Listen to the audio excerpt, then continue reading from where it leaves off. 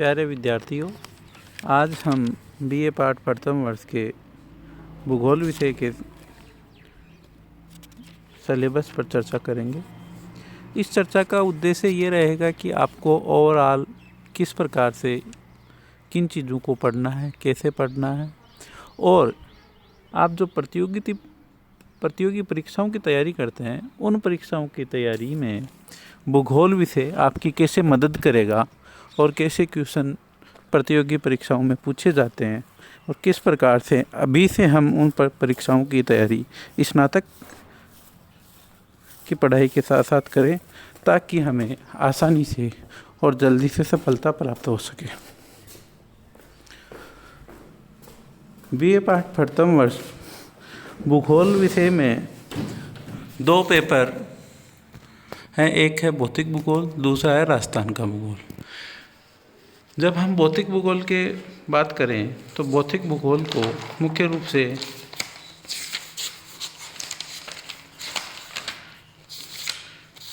4 इकाइयों में बांटा गया है, जिनमें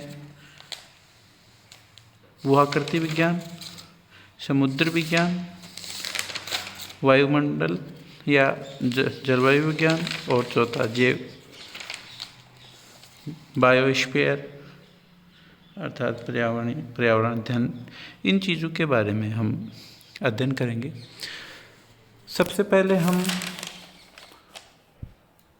जब बात करें कि भूगोल क्या है, भूगोल अर्थात जियो और ग्राफिया, जियो भू और ग्राफिया वर्णन अर्थात पृथ्वी का वर्णन। जब हम भौतिक भूगोल के विषय में बात करें तो भौतिक पर्यावरण का अध्ययन ही भौतिक भूगोल है, जो कि ग्लोब के धरातलीय उच्चावच, सागर तथा महासागरों तथा वायु के विवरणों का अध्ययन करता है। भौतिक भूगोल को विभिन्न विद्वानों ने विभिन्न भूविज्ञानों या प्रकृति विज्ञानों का समूह मात्र समझा है। भौतिक भूगोल सामान्य रूप से कई भूविज्ञानों का अध्ययन एवं समन्वय है, जो कि मनुष्य के पर्यावरण पर सामान्य प्रकाश डालते हैं। स्वयं में विज्ञान की स्पष्ट शाखा न होकर भौतिक भूगोल विज्ञान के आधारभूत सिद्धांतों का, जिनका चयन भूतल पर स्थानिक रूप में परिवर्तनशील पर्यावरणीय प्रभावों की व्याख्या के लिए किया जाता है, का समन्वय है।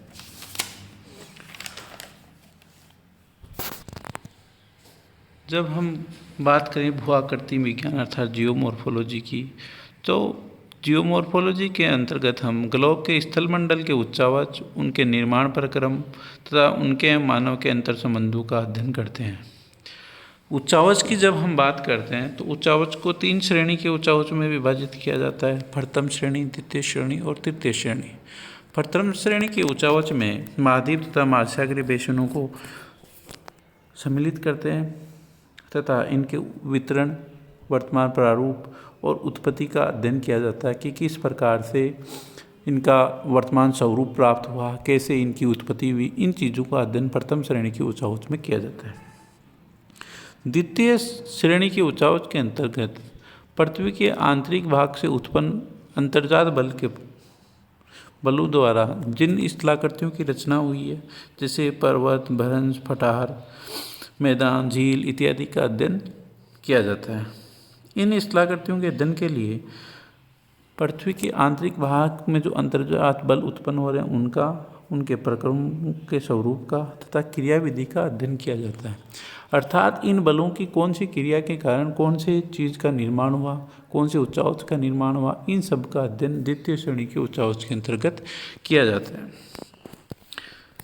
तृतीय श्रेणी के उच्चावच में बहिर्जात प्रक्रम अर्थात वायुमंडल से उत्पन्न, जैसे नदी, सरिता जल, सागरीय जल, भूमिगत जल, पवन, हिमनद, परिमानी, अपक्षय, अपर्दन एवं निक्षेपण की क्रियाओं द्वारा जिन स्थलाकृतियों का निर्माण होता है उनका अध्ययन करते हैं। इसमें किस प्रकार से इन स्थलाकृतियों का निर्माण हुआ, उन सब चीज़ों का अध्ययन किया जाता है।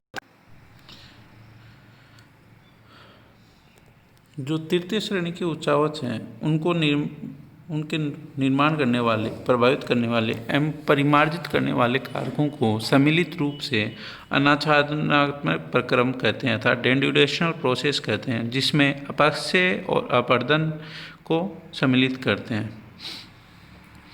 भूआकृति विज्ञान के जो वर्तमान स्वरूप की बात करें तो इसमें कई क्रमिक विधितंत्रात्मक विकास हुए और उसके फलस्वरूप वर्तमान जो भूआकृति विज्ञान का स्वरूप है वो हमें प्राप्त हुआ। स्थल रूपों का प्रारंभिक अध्ययन ग्रीक, यूनानी, अरब इत्यादि इतिहासकारों और विद्वानों ने अपनी यात्रा वृत्तांतों और पुस्तकों में किया है।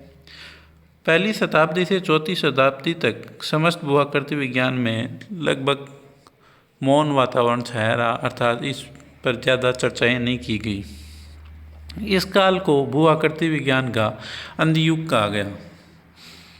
आगे चलकर भूआकृति विज्ञान के संदर्भ में अचानक से जागरण आया और पृथ्वी की उत्पत्ति एवं स्थल रूपों के निर्माण को कई विद्वानों ने आकस्मिक और त्वरित घटना का परिणाम बताया। पहले इन विद्वानों ने पृथ्वी की आयु को कुछ हजार वर्षों में माना। इस सिद्धांत को आकस्मिकवाद या प्रलयवाद नाम दिया गया।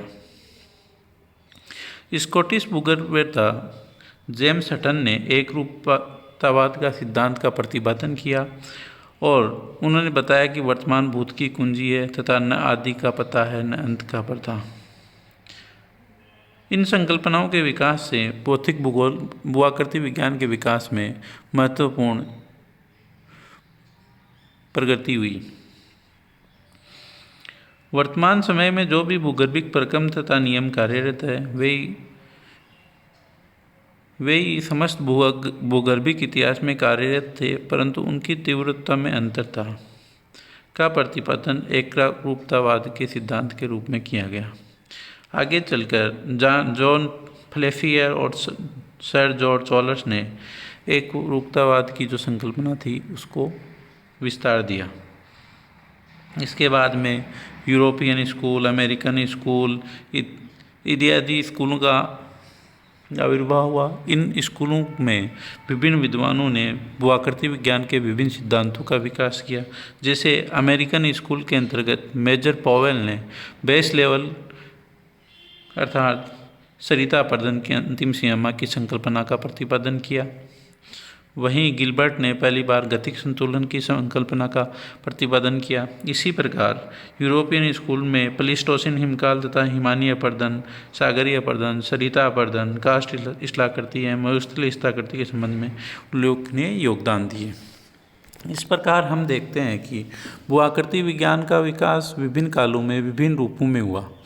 आपके जो सिलेबस में है उसमें सबसे पहले भौतिक भूगोल में हम अध्ययन करेंगे पृथ्वी की उत्पत्ति, आयु तथा भूगर्भिक इतिहास, अर्थात किस प्रकार से कौन कौन से सिद्धांत हैं जो पृथ्वी की उत्पत्ति से संबंधित हैं। जैसे वैज्ञानिक संकल्पना के अंतर्गत कांट की वायवीय राशि संकल्पना, लॉपलास की नीहारिका संकल्पना, चैम्बरलिन की ग्राणु संकल्पना और वर्तमान समय में जो बिग बैंग सिद्धांत है इनके बारे में अध्ययन करेंगे। इसके अलावा पृथ्वी के विभिन्न भूवैज्ञानिक कालों में कौन सी चीज़ों का विकास हुआ, किस प्रकार से जीवों का विकास हुआ, कौन से काल में कौन से जीवों का विकास हुआ, कौन से काल में कौन सी चट्टानों का विकास हुआ, वर्तमान स्थल रूपों और उच्चावच का विकास किस रूप में हुआ, कौन कौन से कारक प्रभावी थे, कौन से काल में जैसे कोयला का विकास हुआ कार्बोनिफेरस युग में, इसी प्रकार कौन से काल को मत्स्यन युग कहते हैं। इन सब चीज़ों का हम अध्ययन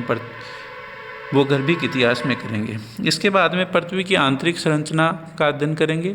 पृथ्वी की आंतरिक संरचना, उसके रासायनिक संगठन, विभिन्न परतों, इनका अध्ययन पृथ्वी की आंतरिक संरचना में किया जाएगा। फिर वेगनर के महाद्वीपीय प्रवाह सिद्धांत एवं प्लेट टेक्टोनिक सिद्धांत का अध्ययन करेंगे। उसके उपरांत भूसंतुलन सिद्धांत, इसके बाद में हम भूसंतुलन आइसोस्टेसिस सिद्धांत का अध्ययन करेंगे।